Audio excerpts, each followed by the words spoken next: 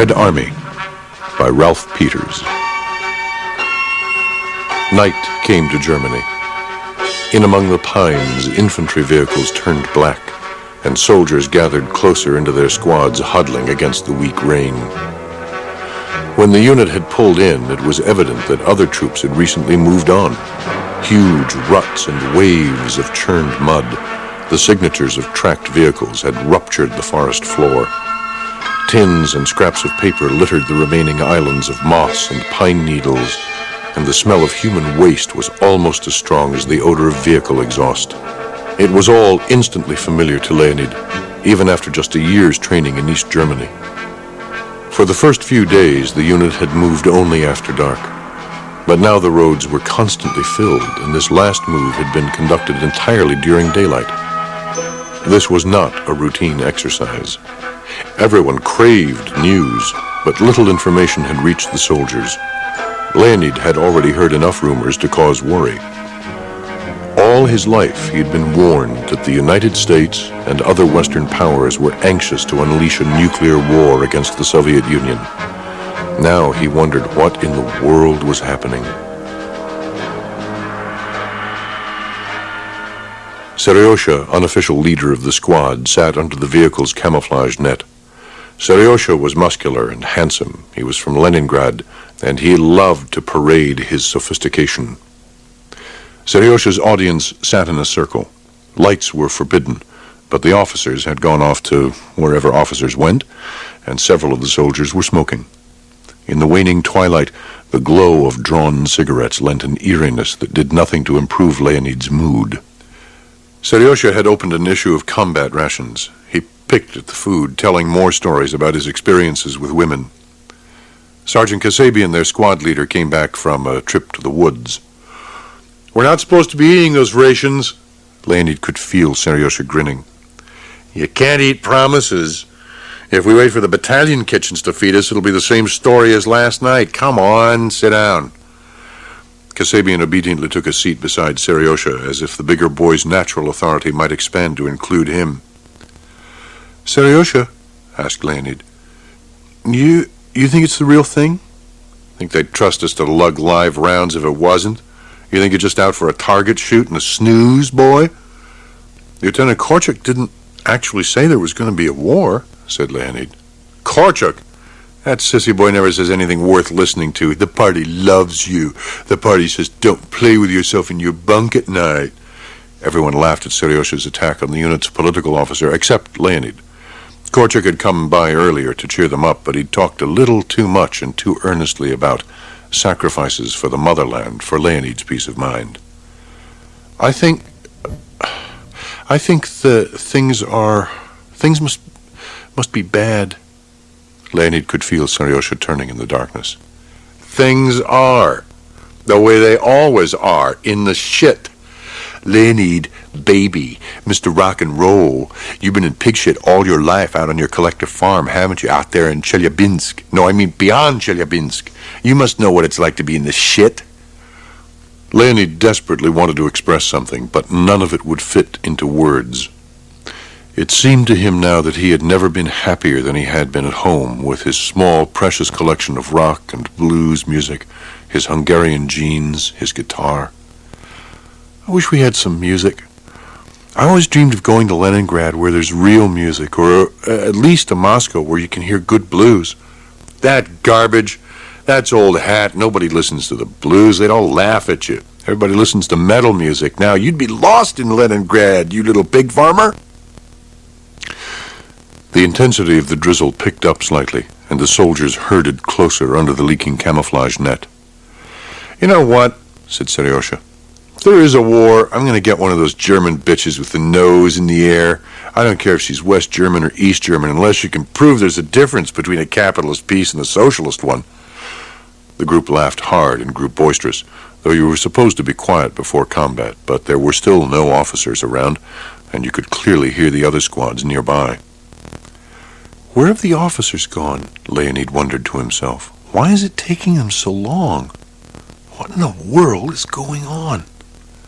Suddenly a vehicle engine powered up a few hundred meters away.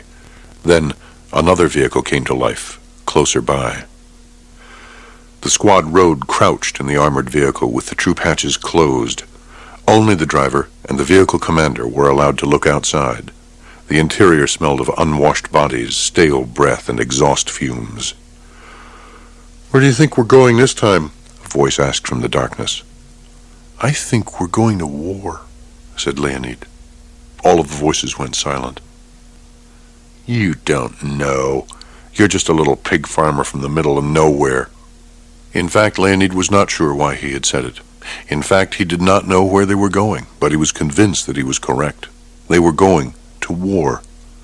Perhaps it had already begun. Perhaps NATO had already attacked, and men were already dying. The vehicle stopped with a jerk. "Leonid?" The voice was just loud enough to be heard over the idling engine. "Has somebody told you something? What makes you think we're going to war?" Leonid shrugged. "'Cause it's just my luck."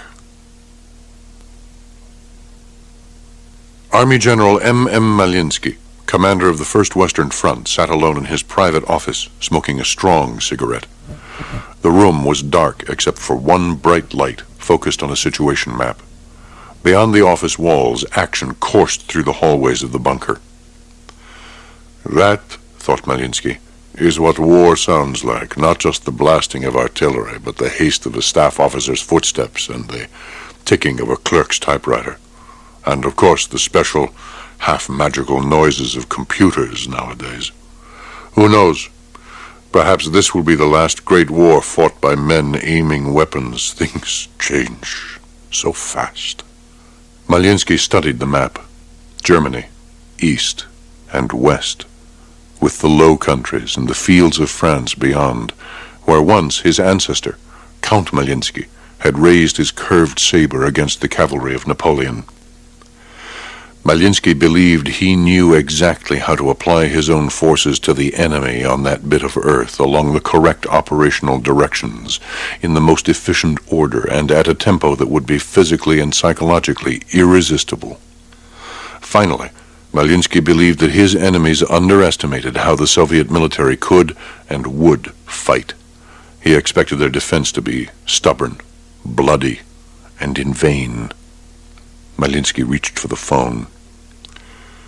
"Is General Chibisov there?" Malinsky could hear the faint pandemonium of the briefing room. Then Chibisov's familiar voice came on the line. "I'm listening, Comrade Front Commander." "Is Andzeev here yet?" "He just came in." "Tell him to come down and see me. Now, how are we doing otherwise?" "The East Germans are nervous as puppies." "Good. I like them best that way. Just send Andzeev to me." Malinsky hung up the phone. A waft of smoke hovered between him and the brilliantly colored map, as though the battle had already begun amid the clutter of arrows and lines. He thought of his son, Anton, the newly appointed commander of a maneuver brigade in the 49th Corps, a youngish, handsome guards colonel, the type of officer over whom ladies at the imperial court had once swooned. Anton, his only son. The general had made sure that there was no favoritism. Anton was a Malinsky, and the traditions of the Malinsky family, dating back to pre-revolutionary aristocrats, demanded that he be a fine officer of his own making. Major General Andzeev came in cautiously. As he approached the island of light in front of the map, Malinsky motioned him to take a seat. The chair was positioned exactly so that whenever the guest had to turn toward Malinsky, one of the small spotlights that lit the map dazzled the subordinate's eyes. Malinsky was not a cruel man, but he firmly believed in establishing and maintaining control under all circumstances, and he believed in precision and the importance of the smallest detail to the greatest military operations. "Igor Fedorovich, are you aware that your trail brigade is still in its staging area, holding up another unit?" "Comrade Front Commander, the roads are just too crowded. The supply columns from the front and the Army Material Support brigades are undisciplined. The river crossing sites are an absolute nightmare." "Igor Fedorovich, Do you imagine it will be easier to move in combat? Do you expect the British or the Germans to control traffic for you? Malinsky paused for effect. We are not in Afghanistan now. This is a real war with enormous mechanized armies, the like of which no one has ever seen, moving to battle on the finest roads in the world. And you, my cavalrymen, are perhaps the most important formation commander in this front. Yet you can't move a lone brigade on time. Igor Fedorovich, if you can't maneuver around a pack of field kitchens, how do you expect to get to the Rhine? Comrade Front Commander, this will not happen again. Fix the problem and never let it happen again. Yes, Comrade Front Commander. By the way, I must tell you that your son's brigade is the best in my command, well-disciplined, and he moves his tanks like lightning. It was the wrong approach to try with Malinsky. Guards Colonel Malinsky is no concern of mine.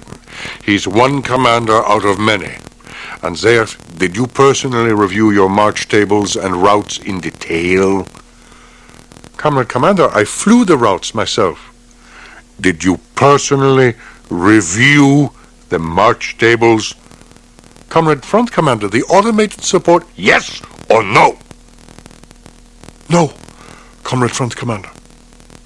Malinsky drew on his cigarette, letting its glow briefly light his face. And Zeev was clearly distraught. He deserved to be. But Malinsky did not want him returning to his unit that way. Igor Fedorovich,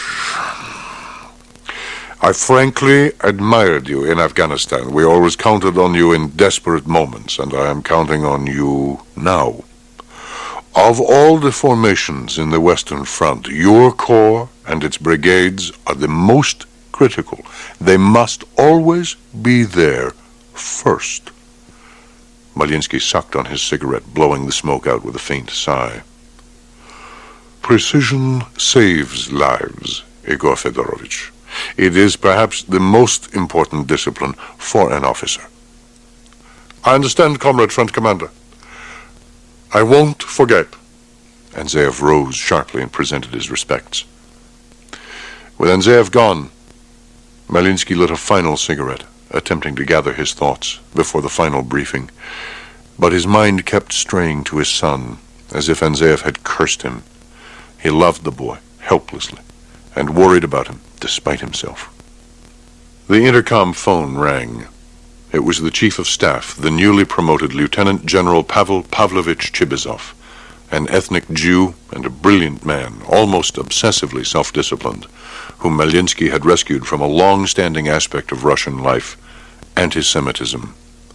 Malinsky felt a close personal bond to Chibizov, a deep, if quiet, affection.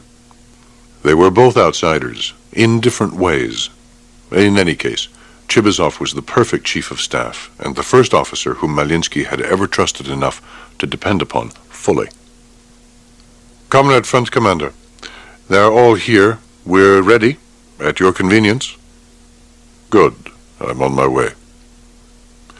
Malinsky laid the phone to rest, then crushed out his cigarette. He stared hard at the map one last time. The deep red arrows of his plan cut through the carefully detailed hopes of his enemies. He had waited for this all his life, but he had never quite believed the day would come. The briefing room stank with the swampy smell of wet uniforms, and the audience shifted restlessly. Dudorov, Malinsky's chief of intelligence, described the enemy dispositions in remarkable detail. And so, we face a partially prepared defense. Engineer preparations have been most extensive in the British sector. The Germans, on the other hand, appear to have been reluctant to dig up their countryside, but all-out preparations are underway. Any signs of Americans in the north? Malinsky asked. Dudorov pointed to the map. The single U.S. brigade garrisoned in the north has apparently been withdrawn into reserve. There are no indications at present of additional U.S. ground forces opposite the First Western Front. Timing is everything, Malinsky thought. Other questions? Asked Dudorov. Lieutenant General Starukhin, commander of the 3rd Shock Army, stood up. Dudorov, you stand there and tell me that the British engineer preparations don't make a significant difference. Maybe you'd like to ride in my lead tank? Malinsky watched to see who laughed along with Starukhin. The commander's subordinates, of course, but Tremienko, commander of the 2nd Guards Tank Army, remained stone-faced, as did his clique. Tremienko and Starukhin were as different as summer and winter. It was a rivalry that Malinsky carefully exploited. He waited for the laughter to die down. Then he turned to Starukhin. If you're so worried, Vladimir Ivanovich, perhaps you'd like my chief of intelligence to command your army for you. Now Tremienko's boys and the front staff smiled. My chief of engineers assures me that he will get you across the canal. I certainly don't underestimate the difficulty of the 3rd Shock Army's mission, but I am certain you will accomplish it. General Chibisov, review the army missions. The chief of staff exchanged places with Dudorov at the map. The room had filled with tobacco smoke. Chibisov was asthmatic, and Malinsky knew he survived such briefings on sheer strength of will. The 1st Western Front attacks at 0600 Moscow time to seize an initial objective line here. Chibisov traced a line on the map just west of the Weser River. The front conducts its attack with 3 reinforced armies in the 1st operational echelon. In the north, the 2nd Guard Tank Army attacks in Ulzen, Verden, Arnheim operational direction with the immediate missions of crossing Elbe-Seiten Canal, locating and exploiting the boundary between the Dutch Corps and the German Corps, and rapidly penetrating the Netherlands grouping in depth. Not later than midnight on the 2nd day of operations, initial bridgeheads will be established on the Weser line. The 2nd Guards Tank Army also conducts a supporting attack against the frontage of the German Corps with the objective of fixing the Germans as far forward as possible, facilitating their subsequent encirclement. Chibisov saved the central breakthrough operation for last. In the south, the 20th Guards Army attacks in the Duderstadt, Paderborn, Dortmund operational direction with the mission of developing a rapid penetration in the Belgian sector. It is our expectation that early penetrations on its flanks will force the enemy's Northern Army Group to commit its available reserves early and in a piecemeal fashion as it attempts to stabilize both of its flanks. Chibisov breathed deeply, poisoning his lungs. In the center, ultimately making the front's main attack, the 3rd Shock Army takes the Hanover-Unsebrück-Venlo direction. 3rd Shock Army has the primary mission of seizing multiple bridgeheads on the Weser River not later than 0600 on the 3rd day of the war, thus facilitating immediate commitment of the 49th Corps to break out and exploitation operations from the Weser line. 3rd Shock Army has the secondary mission of supporting the 2nd Guards Tank Army's encirclement and destruction of the enemy in the German Corps pocket. Malinsky believed it was as good a plan as could be devised with the available forces and technical support. An apparent pincer movement on a grand scale to draw off the enemy reserves, then a smashing blow to splinter a fatally weakened center. And the real beauty of it, as only Malinsky knew, was its function as a trap within a trap. A series of blows of increasing intensity, always directed at the unexpected but decisive point. Questions? Asked Chibisov. Again, Starukhin, the 3rd Shock Army commander, rose. While I'm content with the allocation of indirect fire assets, I remain troubled that the present allocation of fixed-wing aircraft allows the armies very little control over the battle in depth. Malinsky stood up and approached the map. Vladimir Ivanovich has a strong case. However, I am convinced that the key to the ground is the air battle. Since the elimination of the enemy's intermediate range and ground-launched cruise missiles, air power is the cornerstone of his defense. Remove it, and you can knock his military structure apart with relative ease. Now, I also understand that some of you are worried about the enemy's possible employment of nuclear weapons. That will always remain a concern. But if each of you accomplishes his assigned task, I believe we can defeat the nuclear boogeyman. Speed, shock, activity, aktivnost. Malinsky turned to face his chief of missile troops and artillery. Once our trap has been sprung, your targets must be the enemy's command and control infrastructure and his intelligence capability. If he cannot find us, he cannot hope to place nuclear fires on us. Remember, comrades, modern warfare is not merely a brawl. It is a broad science and an uncompromising art. Malinsky considered the men before him one last time. He touched his fist to his chest. I know in my mind and in my heart that once we have begun, no power on earth will be able to stop us. Each of you has come to personify the greatness, the destiny of the motherland, and your actions will ultimately decide that destiny. Malinsky thought of his son, a flashing instant of worry, affection, and pride. For a moment he searched for the right closing words. Without sounding weak, he wanted to tell them to value the lives of their men. He wanted to communicate what needed to be done to prepare them. Simply do your duty, comrades. Malinsky strode abruptly toward the door. The officers jumped to attention. As he marched back toward his private office, he wondered if any of them really understood what was about to happen. He wondered if it were humanly possible to understand. The meeting broke up behind Malinsky. Starukhin, the oversized 3rd Shock Army commander, suddenly approached Chibisov. Chibisov, you know that's nothing but crap about the aircraft. Comrade Army Commander, the front commander has taken his decision on the matter. Oh, don't tell me that, Chibisov.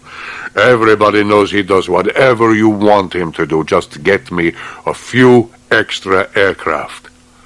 Comrade Army Commander, at present, you have received the lion's share of the front's artillery. Don't play numbers with me. I have the main attack and the toughest opponents. A few damned aircraft, Chibisov. Comrade Army Commander, as the aircraft become available, I promise you will have priority. But I need to plan. Listen, I don't have to beg you, you little... Say it, Chibisov thought, looking Starukhin dead in the eyes. Go ahead, you Cossack bastard. Say the word. Chibisov needed all of his self-control not to spit in the army commander's face. He consoled himself with the thought that he could destroy Starukhin, if need be. You were about to say something, Comrade Army Commander? Pavel Pavlovich, the 3rd Shock Army has a terribly difficult mission to accomplish. I only want to ensure that we have covered every requirement. Chibisov realized that he would really have to watch Starukhin. In a moment, they had become eternal enemies. Comrade Army Commander, I am convinced that our concerns are truly identical. As soon as the ground attack aircraft become available, you will have your fair share. And the best of luck tomorrow. Starukhin went off without thanks. Chibisov turned to one of his staff assistants. Tell Colonel Stein that I'm a bit behind. Have him begin the tapes as soon as General Tremenko is settled in. I'll be down in a few minutes. Chibisov went out into the hallway, fighting off his cough. Near exhaustion, he worked his way outside of the fortified bunker into the light rain, breathing as deeply as his lungs would permit, almost gasping. The blades of departing helicopters hacked the darkness to gain lift. Under the throb of the rotors, countless vehicles groaned toward carefully planned destinations. In just a few hours, the first wave of aircraft would be on their way, and still, the enemy did nothing. A lone helicopter growled overhead. Probably Starukhin, thought Chibizov. The last faint rain stopped. Breathing regularly now, Chibizov turned back toward the bunker. There was no more time to waste. Tremienko, the Second Guard's tank army commander, would be almost through watching the videotapes now. The damp night air suddenly felt alive with power. The vehicles sounded as if the earth itself was moving. The tape was still running as Chibizov entered the darkened room. He had seen the footage before. The filmed destruction of a West German town in a war that had yet to begin. As Chibizov watched, he was convinced by the sights and sounds that this was, indeed, what modern war must look like. The film reached its climax. The screen suddenly fuzzed, and Colonel Stein, the special propaganda officer from the General Staff, turned up the lights. Tremienko turned to Chibizov. It was clear by the bewildered look on his face that he had not grasped the total context. "At least I now understand all the fuss about rapidly seizing Lüneburg. It never made military sense to me before, and I'm not certain it does now." Tremienko glanced at Stein, hardly concealing his disgust. "Our friend from the General Staff has explained his rationale to me, but I, frankly, view the scheme as frivolous, and we are not barbarians."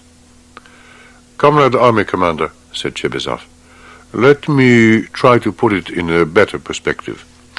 As you know, the Soviet system has always realized the value of information, the power of correct propaganda. This little film is an information weapon, a deception weapon, aimed above the heads of the militarists. It will impact directly upon the governments and populations of the West. Colonel Stein's department went to great expense to construct the model of the town square," said Chibizov. "But when this film is broadcast 24 hours from now, it must stand up to any attempts at verification. We must destroy the real town now that we have filmed the destruction of the model." "But what good does it do? The town has no real economic value. For what, Chibizov? So we can show the West Germans a movie? So we can broadcast to the world that we are barbarians after all?" Chibizov sympathized, but could not relent. "But you see," he explained, "the broadcasts will portray future incidents of this nature as avoidable. What the West Germans get is a threat that, if resistance continues, there will be more Lüneburgs." Comrades," said Colonel Stein, "it is the assessment of the General Staff that the West German people have grown so materialistic that they will not be able to endure the thought of seeing their country destroyed again. This operation will complement your encirclement of the German core and consider its potency as a threat, should NATO look to nuclear weapons for their salvation." "And if it doesn't work?" asked Tremienko. "It will." "I don't like it. It's unsoldierly." Chibizov turned to Chief of Intelligence Dudorov. "Yuri, what do you think of all this? You understand the West Germans better than any of us." "Comrade Generals, I think this is absolutely brilliant." After seeing Tremienko off, Chibizov wandered down to the operations center. 7 minutes, and the first plane would take off from an airfield in Poland. Yes, he thought, Malinsky is right. The air offensive is critical. But Chibizov was aware of the potential problems as well.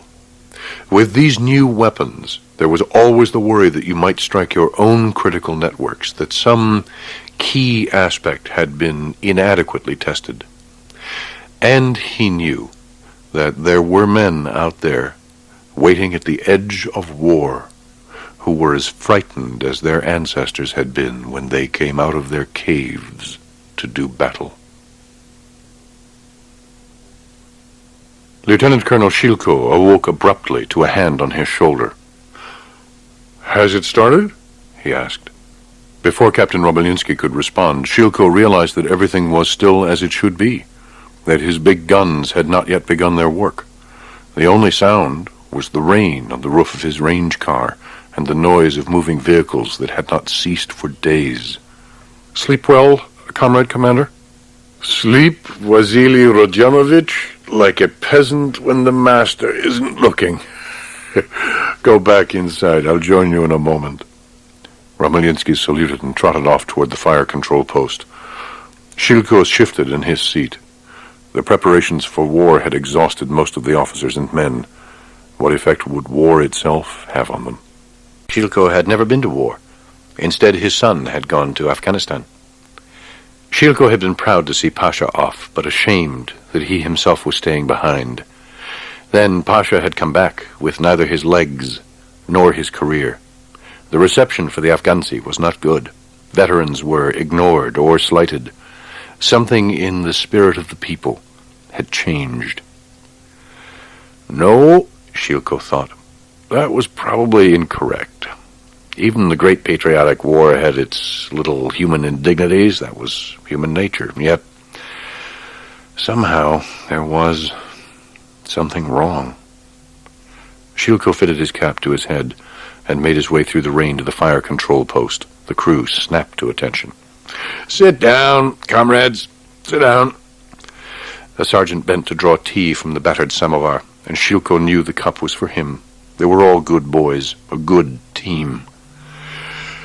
Hot tea on a rainy night during maneuvers, thought Shilko. The army can't run without its tea. But it wasn't a matter of maneuvers this time, he realized. In minutes, they would be at war. He approached Romulinsky, who sat bent over a field desk studying manuals and charts. He looked frustrated. "Comrade Battalion Commander, no matter how we do it, the numbers will not come out right. If we fire every mission assigned under the plan, we will have used up our allocation. The division's expectations are unrealistic. They're not used to working with our type of guns, and they think we can deliver the sun, the moon, and the stars." "Don't worry. If they keep dropping off ammunition the way they've been dumping it since yesterday, we'll manage." "But, Comrade Battalion Commander, we cannot physically fire the missions within the given time constraints." Shilko liked having a warrior as a chief of staff. "I have confidence in you, Vasily Rodionovich. You will make it work." "Have all the troops been fed?" Romulinsky nodded. Shilko was glad, although the food had always been notoriously bad in the Soviet army. He tried to feed his battalion as though they were all his own children. He didn't want them to go to war on empty stomachs. Shilko looked at his watch. He took his chair near the situation map, proofing the schedule of fires one last time. He looked up at the clock. 2 minutes to go. The post brimmed with tension. Romulinsky gripped the field telephone. Ready. Less than 1 minute to go. In the distance, a number of guns sounded. Someone had fired early. A bad clock, or nervousness. Shilko looked at the clock one final time. Then he turned to Romulinsky. "Give the order to open fire."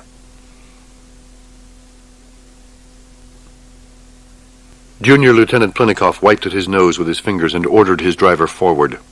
Powerful artillery bursts shook the metal walls of the reconnaissance track. "Comrade Lieutenant, we're catching up with the barrage. We're too close." "We're already in it. Keep going, damn it." An unidentified object thumped against the vehicle, jolting it. "Go faster. Just stay on the road and go as fast as you can." "I can't see the road. I lose it." "Just go!" The tracks buckled on the edge of a ditch or gully. Slop from a nearby impact smacked the lens of Plinikoff's periscope, cracking it diagonally. Several dark shapes moved out of the smoke. "Targets! Gunner, right. Driver, pull left. Now!" But the huge enemy armored vehicles quickly disappeared into the smoke. "Hold fire!" The enemy was pulling off a forward position. The fire was too much for them. Plinikoff tried his radio. "Javelin, this is Penknife. Do you hear me?" Nothing. "Javelin, this is Penknife. I have a priority message." "Penknife, this is Javelin. Enemy forces withdrawing from forward positions under fire strike. Cannot give exact location." "Where are you?" "In my assigned sector. Visibility's almost zero. We just drove under the artillery barrage." "You're hard to read. Did you say you're behind the artillery barrage?" "On the enemy side, continuing to move." There was a long silence on the other end. Plinikoff sensed that he had surprised them all. He felt a burst of pride. Penknife, your mission is now to push as far as you can. Ignore assigned boundaries. Just go as deep as you can and call targets. Do you understand? Clear. Moving now. Plenikoff switched to the intercom. Driver, follow the terrain. Stay in the low ground. Just watch out for the ditches. Plenikoff took control of the turret, forehead pressed against the optics. Ahead were black vehicle shapes, 30 meters through the trees. Fire, damn you, fire! The automatic cannon began to recoil. I have him. The vehicle pulled level with a small clearing in the forest where 2 enemy command tracks stood positioned. A third track, initially hidden from view, began to move for the trail. Plenikoff swung to the turret again. Driver, front to the enemy! The enemy fired back with small arms, but one man stood still in amazement. The automatic cannon and machine gun raked the enemy tracks, punching through the armor. The amazed man slowly raised his hands. Plenikoff turned the machine gun on him and emptied his entire magazine into the man. Plenikoff pulled a grenade from his harness, primed it, and tossed it toward the enemy vehicles. Driver, to the rear, 10 meters. I can't see. Just back up, damn it, now. The gears crunched. The vehicle's tracks threw mud toward the dead and the dying. Driver, halt. Belanov, I'm going out. Cover me. Plenikoff hit the mud and crouched low beside the vehicle. He checked to his rear. Nothing. Forest. The empty trail. Between his vehicle and the enemy tracks, he could see 2 enemy soldiers on the ground. One lay sprawled face down on the ramp of a command track. The other lay against a tree. Plenikoff breathed in deeply. He felt terribly afraid. He could not understand why he was doing this. He took a last deep breath, fighting his stomach. He pulled his weapon in tight against his side and threw himself around the corner of the vehicle onto the drop ramp. He had forgotten the dead man on the ramp. He tripped over the corpse. He landed with his mouth behind the dead man's ear, and he felt the lifelike warmth of the body through the battle dress and soggy rain. Plenikoff pushed himself off the corpse and twisted around so that he could fire his weapon into the interior of the vehicle. But the running vehicle bore a stew of bodies in its belly. Uniforms had torn open to spill filth and splinters of bone. Plenikoff was sick. He tried to make it to the trees, but he stumbled over the dead man on the ramp again and vomited on the corpse's back. He wiped the strands away from his lips, wondering if his crew had seen him. He realized now that the amazed man with his hands up had been trying to surrender. It had been wrong to gun him down. Suddenly, he noticed the silver ornaments on the corpse on the ramp. This was a command post. There would be documents, maps, radio communications data. Stomach twisting, he turned to his task. Captain Krishinin had never faced such a problem. As commander of the forward security element, it was his job to move fast, locate the enemy, and overrun him. Textbook stuff. Yet, here the enemy had already pulled off, and his element was blocked by a crater in the mined road. He had no idea where the combat reconnaissance patrol had gone or how they had gotten through. They should have warned him of the situation. Now, he was stuck. Krishinin had not lost a single vehicle in combat until the lead infantry vehicle attempted to work around the road crater. A mine had torn out its belly and butchered the crew. Krishinin's entire element was static now, backed up along a single country road. It was a tough little combat package, but now it was helpless. Krishinin dismounted and began walking along the column. But before he reached its end, he saw one of his lieutenants flushing soldiers out of their fighting vehicle. The lieutenant got into the driver's compartment and began to edge slowly toward the blasted track. The lieutenant guided his vehicle behind the hulk and began pushing it, crunching and grinding metal. Finally, the mine-struck vehicle curled off to the left as its naked road wheels bit into the turf and sank. The lieutenant drove slowly forward, seeking a safe path back to the roadway on the far side of the crater. He was a new officer, and Krishinin hardly knew him. Now the boy had taken the lead, when his superior had failed. Krishinin stood in the disheartening German rain, painfully conscious of his own inadequacy. He watched, fists clenched, as the vehicle neared its destination. Suddenly, the left side of the vehicle lifted into the air on a pillow of fire. Krishinin ducked for cover. When he looked up, the entire vehicle stood in flames. A young sergeant ordered all of his soldiers out of their vehicle and drove slowly in the lieutenant's path until the prow of his track crushed crunched against the stricken vehicle's flaming rear doors. Then he applied power. Before the sergeant finished working the burning vehicle out of the way, a tank pulled out of the column, ready to take its turn in case another probe vehicle was needed. Krishinin knew it was all right then. He felt he could win the whole war with men like these. He was suddenly anxious to move, to find the enemy. Plinikoff stood up in his hatch, fumbling to ready the smoke grenade. Suddenly, a small helicopter emerged out of the mist. He tossed the smoke canister so that the wind would lead the colored fog away from his vehicle. The pilot never really powered down. The co-pilot leaped from the settling aircraft and raced through the drizzle. Plinikoff jumped from his track, clutching the rolled maps and documents, some stained with blood. He held them out to the aviator like a bouquet. The smoke was spreading across the green field. The enemy would see it. There was no time to waste. The co-pilot raced back to his helicopter. He tossed the captured materials behind his seat. The pilot began to lift off. Plinikoff vaulted up onto the deck of his vehicle. He dropped down into the turret. "Let's move back into the woods." The vehicle whined to life. Plinikoff studied his map again, but the trails in the German woods seemed to come out of nowhere, and he could not identify the location. Through it all, he tried not to think of the dead men, but the images kept coming back, and the dead men died again and again. Unexpectedly, the forest ended. A church spire rose above the trees, dark against the low gray sky. Plinikoff wiped the back of his fingers across his nose and reached for the map. He neither saw nor heard the round that killed him. General Tremenko reached into the leather tobacco pouch where he carried his pistachios. Eating them was a habit he had picked up during his years in the Transcaucasus military district. Peeling away a shell, the army commander turned to his operations chief. "Have you seen the documents?" No, they were reportedly taken from a post that was completely destroyed. "Has anyone here seen them?" They're on the way up from the division. We only know what the chief of reconnaissance reported. It makes sense. The operations chief pointed at the map. They had put their corps boundary here, not far from where we had assessed it. Tremenko slipped the bared pistachio between his lips. "Far enough, though, to make a difference. We must shift Malashev's division onto the central tactical direction with Krenov. The combat power has to converge." "Comrade Army Commander, that may slow the seizure of Lüneburg." Tremenko still chafed at the thought of the Lüneburg operation. As far as his staff knew, it was a serious military undertaking. Tremenko had not been allowed to explain its propaganda purpose to anyone, but it irritated him that none of them questioned it. It was so obviously a stupid diversion of combat power. He reached for another pistachio. "If we rupture their core boundary, we'll turn Lüneburg from the south at our convenience. I'm going to split them like a melon under a cleaver.